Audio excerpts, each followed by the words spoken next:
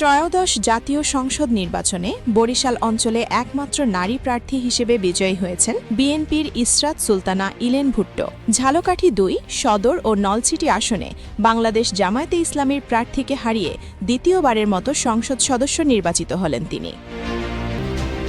নলছিটি উপজেলার মোল্লারহাট ইউনিয়নে ইলেন ভুট্টোর শ্বশুরবাড়ি। তার প্রয়াত স্বামী জুলফিকার আলী ভুট্টো জাতীয় পার্টি থেকে ৩ বার সংসদ সদস্য নির্বাচিত হয়েছিলেন। তার মৃত্যুতে এ আসনে ২০০০ সালে উপনির্বাচন অনুষ্ঠিত হয়। সেই নির্বাচনে প্রতিদ্বন্দ্বিতা করেন ইলেন ভুট্টো।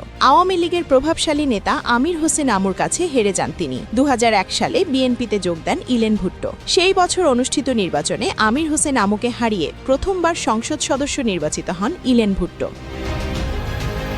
ত্রয়োদশ জাতীয় সংসদ নির্বাচনে জনপ্রিয়তা বিবেচনায় ইলেন ভুট্টোকে আবারও মনোনয়ন দেয় বিএনপি।